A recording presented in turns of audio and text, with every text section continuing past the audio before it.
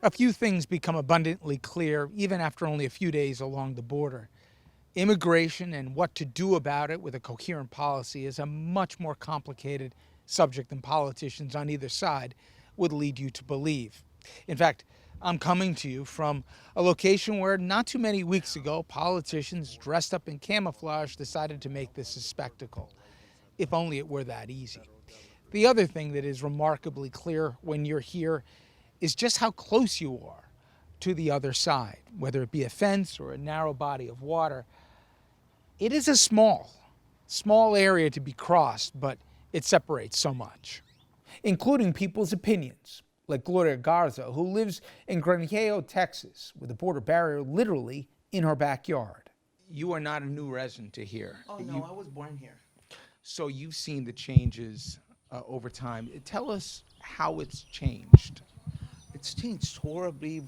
I was fighting against the border wall because we were losing our properties with that eminent domain. But, I'm 100% for the border wall. Now, there's nights I don't sleep and I'll be outside because I'm sick. And you have to be on the watch out. We were in Reynosa yesterday, and we heard stories that breaks your heart. Mothers with kids, what they were running from, or what they were running to.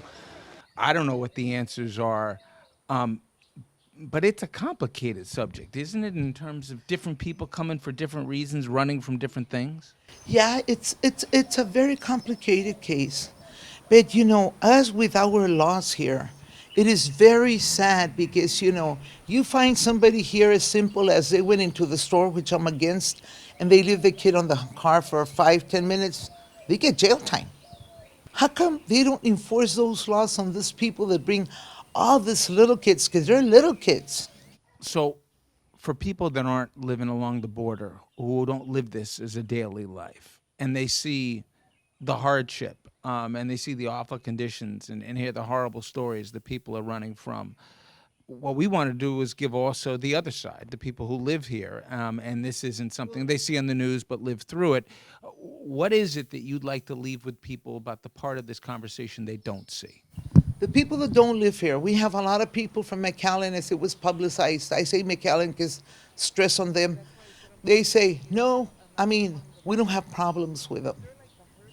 They don't have problems because they're over in McAllen. We are the ones with the problems. I can say the word, they don't care because they don't experience it. But it is horrible. Have you ever thought, you've called this home for your whole life, have you ever thought about going somewhere else? Not really, because you can sell here. This little town, it's very family oriented, and this land has been from our forefathers.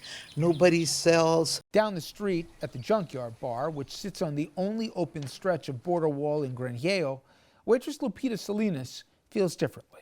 A lot of people comes over because they're afraid to be in Mexico because of the situation over there, so they have to run from over there to come over here to have another life better. So that's what they do. In McAllen, where you live, which is a few miles from where we are, would you say more people, like you said, are sympathetic to what they're running from, or saying, what are they doing to our town? Well, actually, some people come for a good way to survive. Some other people, they're bad. You never know who's good and who's bad, but more the people that come over to survive, to get a better life. Have you seen some families come over and little kids? I see like 2 kids walking by themselves from the border, from this walking, and then a border patrol passed by and pick them up. But it's so sad.